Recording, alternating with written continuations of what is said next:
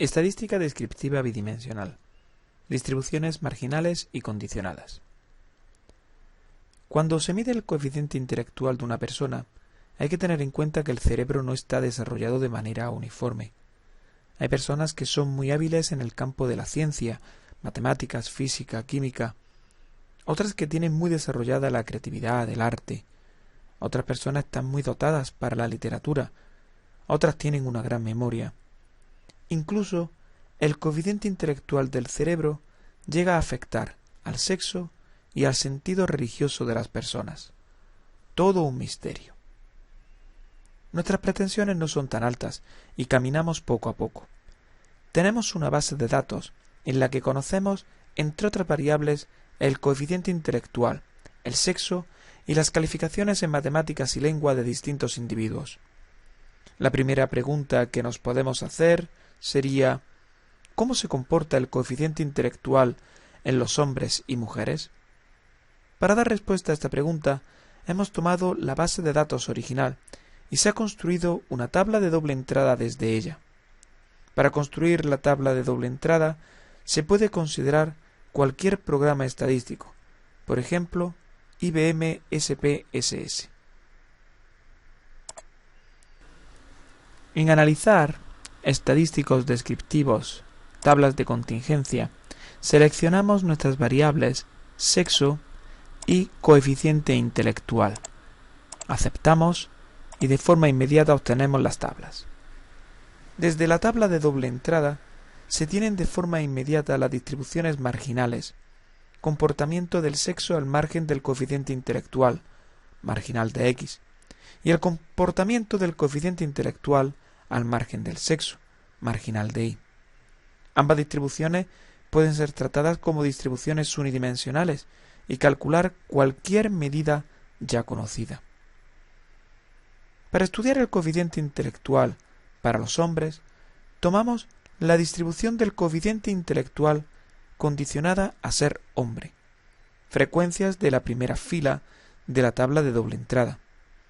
Si por otro lado queremos estudiar el coeficiente intelectual de las mujeres, consideramos la distribución condicionada del coeficiente intelectual a ser mujer, frecuencias de la segunda fila de la tabla de contingencia. Desde estas distribuciones podemos obtener las medidas que se deseen, como distribuciones unidimensionales que son.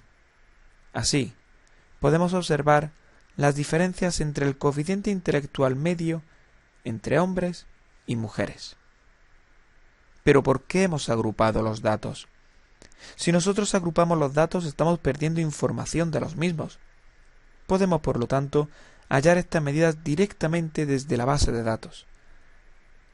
Podemos observar que la media difiere en 3,54 puntos cuando se agrupan los datos, mientras que sin agrupar, esta diferencia es de 5,14, un 45% superior. Otro estudio que podemos realizar es el análisis de las notas en matemáticas y lengua según coeficiente intelectual. ¿Cómo son estas notas para las personas con un coeficiente intelectual inferior a 90? Se han construido las tablas de contingencia en ambos casos, para ambas asignaturas. Y desde la tabla de doble entrada se han construido las distribuciones condicionadas. De nuevo se ha considerado el programa IBM SPSS. Seleccionamos arriba en datos los casos que nosotros vamos a considerar, a estudiar, seleccionar casos, coeficiente intelectual menor o igual a 90. Por lo tanto, debe de verificar la condición que el coeficiente intelectual debe de ser menor o igual a 90. Y continuamos. Esta opción ya aparece marcada debajo de si satisface la condición y le damos a aceptar. Considerados los casos ya con un coeficiente intelectual menor o igual a 90, nos vamos arriba a analizar. Dentro de analizar, estadísticos descriptivos, consideramos las variables notas en matemáticas y notas en lengua, obteniendo el resultado que se desea, dichas notas para coeficientes intelectuales menores o iguales que 90. Las medidas obtenidas para los datos agrupados y obtenidos de forma directa son los que aquí aparecen. Se puede ver que las calificaciones medias en ambas asignaturas son muy similares.